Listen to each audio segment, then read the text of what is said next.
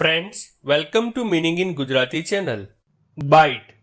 Byte શબ્દનો અર્થ ડંખ, દંશ, દંશ, ચટકો, ડસવું, દાંતથી બચકું ભરવું, કરડવું, ખાઈ જવું, અંદર પેસવું, પકડવું, કરડવાનો ઘા, બટકું કે કોળિયો થાય છે. બાઇટ શબ્દને આપણે વાક્યમાં પ્રયોગ કરીને સમજીએ. બાર્કિંગ ડોગ્સ સેલ્ડમ બાઇટ, એટલે કે ભસતા કૂતરાઓ ભાગ્યે જ કરડે છે. એક બીજું ઉદાહરણ જોઈએ.